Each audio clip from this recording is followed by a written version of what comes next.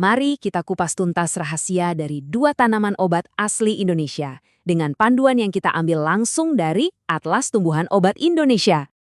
Oke, kita nggak usah lama-lama lagi ya. Kita langsung bahas aja 2 tanaman super menarik yang udah turun-temurun dipakai dalam pengobatan tradisional. Yuk kita mulai dari yang pertama. Tanaman pertama kita namanya jinjen. Mungkin ada juga yang kenal dengan sebutan Chinese Motherwort. Nah, mari kita kenalan lebih dekat seperti apa sih bentuknya dan apa aja khasiatnya. Nah, ini dia nih wujudnya. Ginjian ini sebetulnya tanaman herbal yang sering banget kita lihat tumbuh liar, biasanya sih di dekat-dekat saluran air. Tapi ada juga loh yang sengaja menanamnya karena tahu banget khasiatnya. Wah, ini nih yang bikin menarik. Coba deh Anda lihat. Kegunaan tradisionalnya itu macem-macem banget. Terutama ya untuk masalah-masalah yang berhubungan dengan sirkulasi darah dan kesehatan kewanitaan. Lengkap banget kan? Terus gimana cara ngolahnya? Tenang, di atlas ini ada resepnya lengkap, langkah demi langkah khusus untuk bantu ngatasin masalah menstruasi. Coba kita lihat. Nah, beda masalah, beda lagi cara olahnya.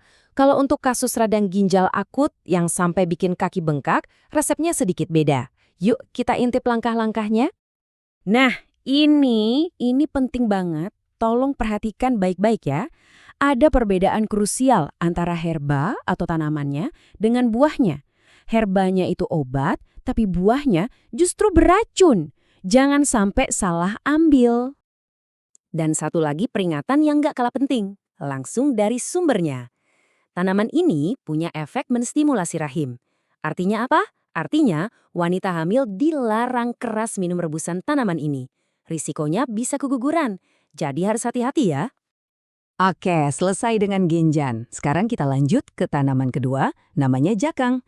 Kita lihat yuk, apalagi yang bisa kita pelajari dari apotek alam kita ini. Kalau jakang ini penampilannya unik banget. Lihat deh, batangnya itu pipih seperti pita. Mungkin Anda sering lihat tanaman ini dijadiin pagar hidup. Gampang kok dikenali kalau udah tahu bentuknya. Kalau kita lihat dari daftarnya, kegunaan utama jakang ini lebih ke arah anti radang ya, buat ngobatin macam-macam luka atau cedera, baik dari luar maupun dari dalam. Nah, ini ada satu resep yang menarik banget nih, buat ngobatin memar. Uniknya, cara pakainya itu ada 2. Sebagian cairannya diminum, terus ampasnya ditempelin di bagian yang memar. Cukup unik ya? Kalau untuk pemakaian luar aja, misalnya untuk bisul atau gigitan serangga, caranya jauh lebih simpel.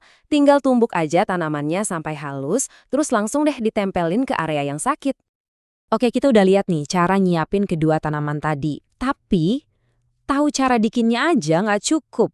Yang paling penting itu adalah gimana cara menggunakannya dengan aman dan bijak. Pasti banyak yang jadi tertarik ya buat nyoba pengobatan dari alam kayak gini. Tapi sebelum itu, ada beberapa hal penting banget yang harus kita pegang. Apa aja itu? Nah, ini dia aturan mainnya. Kuncinya adalah gunakan pengetahuan ini dengan bijak. Pertama, identifikasi tanamannya harus benar-benar pas. Jangan sampai salah. Kedua, tahu bagian mana yang dipakai. Ingatkan kasus ginjian tadi? Dan ketiga, patuhi semua peringatan. Terutama buat ibu hamil. Ini semua nggak bisa ditawar. Dan ingat ya, yang kita bahas ini adalah contoh dari buku, bukan resep dari dokter. Kalau mau coba, wajib hukumnya konsultasi dulu sama ahlinya.